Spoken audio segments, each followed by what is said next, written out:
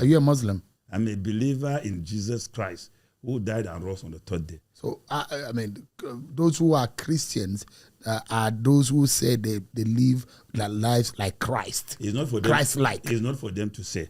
Because if you go to the book of Acts, it was others who saw their lifestyle. So if a Muslim said, oh, this is a Christian, I have no problem with that. But a believer should not refer to me as a Christian. So what religion do you observe? Yeah, I practice the religion of the man of Calvary. And which is? Well, that is, I'm a believer of Jesus Christ of Nazareth. So you are not a Christian? No. And neither are you a Muslim?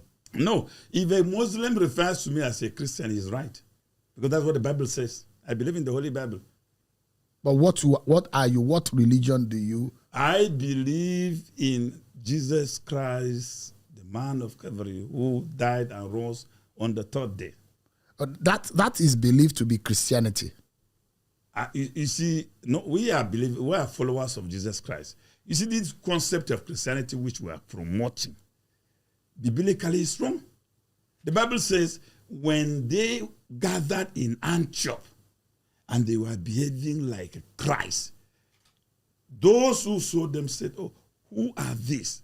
And somebody said, oh, you don't know them? These are the believers of the man of Calvary who was crucified. So he said, oh, they are Christ-like. So if somebody sees Sion's life looking like that of Jesus Christ and is not a believer, he's free to say this is a Christian, Christ-like. But you cannot describe yourself that you are Christ-like. So how do you describe yourself religion-wise? I describe myself as a follower of Jesus Christ and I believe in him. Let me take you back quickly. You supporting Peter Obi, does it make you feel that maybe that's the best man that can run this country? Was that what you believed? Well, I have never supported Peter Obi. I only defended Peter Obi when the rise against him, the campaign to try to blackmail him and possibly force him to exile himself by attack dogs of the president.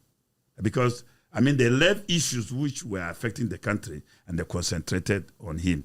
But in Peter Obi, I see that leadership qualities, because for him to be able to mobilize the votes he got within a short time, I believe that Nigerians saw something in him good, and I cannot think differently. I mean, out of all the candidates, who do you think? I mean, the president is in office, and so it's you can't change that. But from your own assessment, who do you think would have done a better job on running this country? Prince Adewale Adebayo. You think he's the best candidate? He has the very best knowledge of this, and he knows the country very well. But he didn't get it. He didn't even move close. You cannot even put him with anybody. Really? He has that courage. He has the knowledge. He has the capacity. But he's a greenhorn in politics. So that may be a problem. Yeah. I mean, what do you think of an Atiku-Peter Obi merger? Do you think that could pose a big threat in 2027? I will advise Atiku to mentor Peter Obi if they're going to go into any alliance. But for Atiku to put himself in the ring again in 2027, that will mean campaigning for Tinubu. Really? Yeah. If Atiku run in 2027, is it going to be an easy run for... Tinubu will just leave for France and stay there. He will not come back until during the inauguration. It's going to be an easy pass for Tinubu?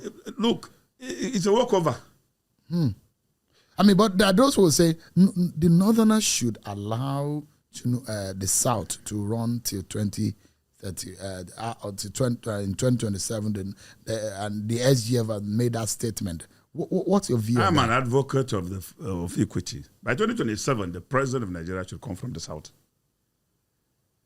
Northerners like me, if we actually want to make very good impact in 2027, is to identify a candidate in the South, support him against the incumbent.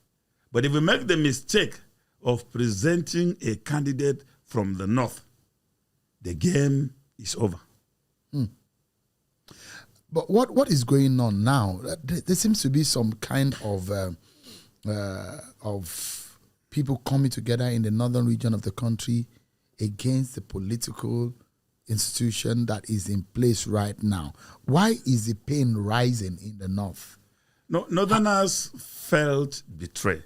They brought about 5-point-something million votes to coronate this government under the Muslim ticket hypocrisy or deceit. So, but they are not getting it at all. You see, the Northerners are complaining about the economic policies of the government. The government is giving deaf ears to that. Insecurity in the north is rising every day.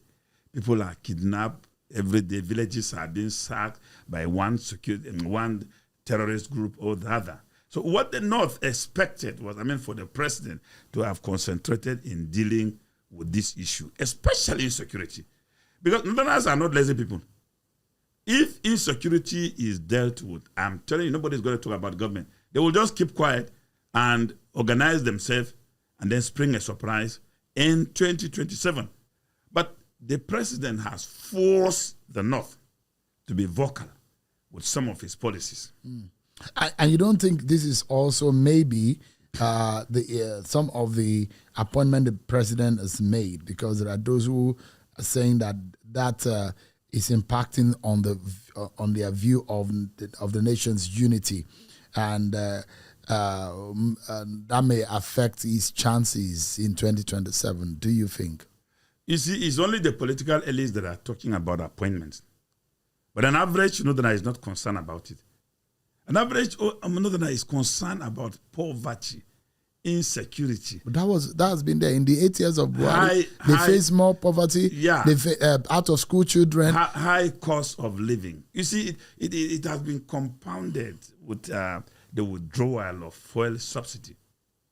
Buhari, with all his 8 years of non-performance, Buhari was very, very shrewd politically, because he never allowed himself to be boxed to the corner to subscribe to the issue of withdrawing subsidy, because he knew what it is to Nigerians. Do you regret supporting Buhari with the benefit of hindsight, with what has happened? No, I know. You don't regret? No. And those who say the Buhari government was a disaster, what do you say? I still believe that it was a disaster. Buhari government was a disaster? I believe that it is a disaster. It failed Nigerians? Yeah, it failed. Buhari failed Nigerians.